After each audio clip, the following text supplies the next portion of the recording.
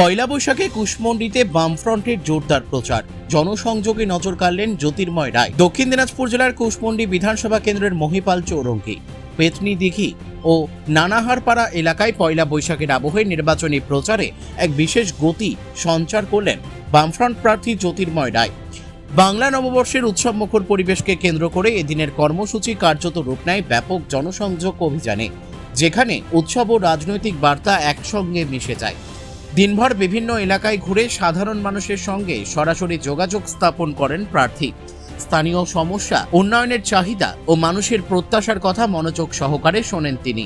জ্যোতির্ময় রায় তার বক্তব্যে উন্নয়নের রূপরেখা তুলে ধরে বলেন, স্বচ্ছ প্রশাসন, কর্মসংস্থান বৃদ্ধি এবং সাধারণ মানুষের অধিকার রক্ষাই তার প্রধান লক্ষ্য।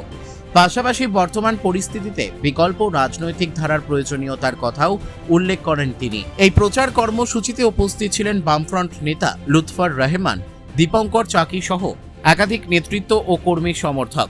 তাদের সক্রিয় অংশগ্রহণে গোটা এলাকা জুড়ে এক প্রাণবন্ত ও সংগঠিত পরিবেশ তৈরি হয়, যা প্রচারে নতুন মাত্রা যোগ করে। সব মিলিয়ে পয়লা বৈশাখের এই তাৎপর্যপূর্ণ দিনে কুশমন্ডির বিভিন্ন এলাকায় বামফ্রন্টের প্রচার কার্যত জনমনে উল্লেখযোগ্য সাড়া ফেলেছে বলে মনে করছে রাজনৈতিক মহল। দেখবেন অনেক বাড়িতে সাদা শিবলিঙ্গতে পূজা করলে তাদের ডেভেলপমেন্ট হয় না। কেন হয় না? কারণ সাদা শিবলিঙ্গ হচ্ছে সদাশিবের প্রতীক। এই জ্যোতির্লিঙ্গটা কোনো মন্দিরে অথবা শ্মশানে হলে এর মানে প্রতিকার অথবা উপকার পাওয়া যায়। কারণ সদাশিব তিনি হচ্ছেন শ্মশানে থাকেন। কেন? তিনি ভগবান শ্রীকৃষ্ণের নাম শ্রবণ করার জন্যে।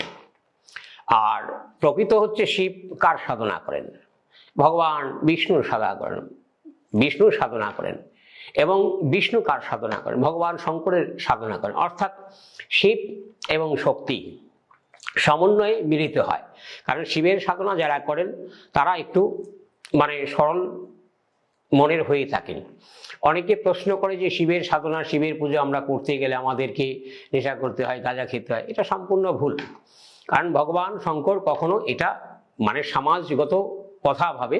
কারণ কিছু সাধক আছেন তারা সিদ্ধি লাভ করেছেন, তারা এই জগতে তারা বিষও যদি পান করেন বা যত দ্রব্য পান করেন তাদের কোনো প্রকারের কিছু অনুভব হয় না। অর্থাৎ এই জড়জগতে জড়জীর্ণভাবে পৃথিবীতে তারা আছেন, তা জড়জীর্ণ জগতে তারা আছেন, কিন্তু পদ্মের ন্যায় বসবাস করে, পদ্মপাতা জলে বসবাস করে যেরকম, কিন্তু তাকে জলে স্পর্শ করে না। তদ্রূপ সেই সাধকরা এই রূপেই এই জগতে বসবাস করেন এবং ভগবান শঙ্করকে তারা উপাসনা করেন। এবং বিশেষ করে নাগা সন্ন্যাসী সম্প্রদায়েরা ভগবান শঙ্করের উপাসক হয়ে থাকেন, বা অঘরতন্ত্রের যারা আছেন, অঘরী সন্ন্যাসী যারা আছেন তারা শিবের উপাসক হয়ে থাকেন। এবার দেখা যাচ্ছে যে নারীদের বিবাহ হচ্ছে না, অনেকে দেখবেন যে শিবের মাথায় জল ঢালে। অর্থাৎ এই পঞ্চামৃত দিয়ে যদি 16টা সোমবার 16 ব্রত সোমবার যদি তাকে জল ঢালা হয়, 16 ব্রত অর্থাৎ শিবরাত্রির ঠিক 16টা সোমবার 15টা সোমবার আগে শিবরাত্রির মধ্যে যাতে একটা সোমবার পড়ে যায়, ঠিক সেইভাবে 16টা সোমবার শিবের মাথায় জল ঢালতে হয়। পঞ্চামৃত আমি তো কিছুক্ষণ আগে বলেই গেলাম। পঞ্চামৃত অর্থাৎ দুধ, ঘি, তারপরে গঙ্গা জল। এবার ভগবান শঙ্করকে কোনো প্রকার তুলসী পত্র দেয়া যায় না। অনেকে ভুল করে ভগবান শঙ্করকে তুলসী দিয়ে থাকেন। তুলসী প্রকৃত গুরুদেব পেয়ে থাকেন, সে মানুষ গুরু হোক, সদ্গুরু হোক আর মহাপুরুষ গুরু হোক।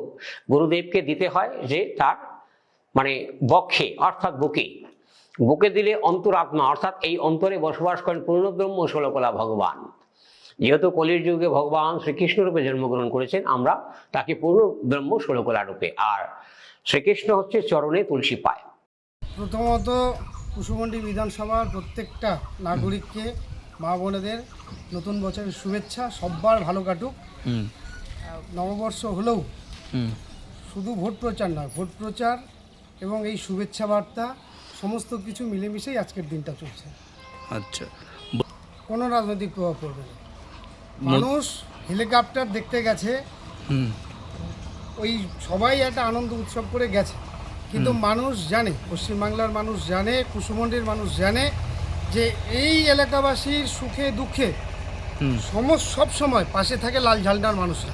আচ্ছা, সেই কোভিড কাল হোক বা অন্য কোনো বিপদের দিন হোক, অন্নপ্রাশন থেকে শ্মশান অবধি কবরস্থান পর্যন্ত লাল ঝান্ডার মানুষরাই গরিব মানুষের পাশে থাকে।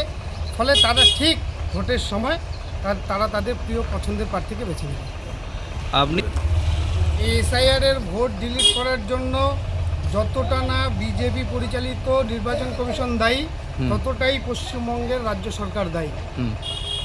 আজকে মুখ্যমন্ত্রী এর আগে হঠাৎ করে কি করে জেনে গেলেন যে পশ্চিমবঙ্গে 1 কোটি নাম বাদ যাবে বা লজিক্যাল ডিসক্রিপেন্সির আওতায় আসবে? দ্বিতীয়ত, যখন পশ্চিমবঙ্গে বামফ্রন্ট সরকার ছিল 2002 সালে, তখনও কেন্দ্রে অটল বিহারী বাজপেয়ী বিজেপির প্রধানমন্ত্রী। তো 2002 সালে তো পশ্চিমবঙ্গের একটা মানুষও আন্দাজ করতে পারেনি বা টের পায়নি যে এসআইআর কী জিনিস। তাহলে আজকে এই অশান্তি বা ভোগান্তি হচ্ছে কেন? এর জন্য ততটাই মমতা ব্যানার্জিও দায়ী। প্রচারে সাংঘাতিক সাড়া আসছে। আপনার দক্ষিণ দিনাজপুরের 6টা আসনে কেমন আশাবাদী আপনারা? 6টা আসনেই ভালো ফল হবে, তবে বাকি আসনগুলো খোঁজখবর আমার কাছে ঠিক নেই। কুসুমন্ডিতে আমরা যথেষ্টই আশাবাদী। আমাদের এখানটাতে আমরাই এখনো ফেভারিট হয়ে আছি মানুষের কাছে। আপনাকে বলবো কেন, রণকৌশল আমাদের মধ্যে থাকবে। কুশমন্ডি থেকে দিলদার আলীর রিপোর্ট, কুলিক নিউজ।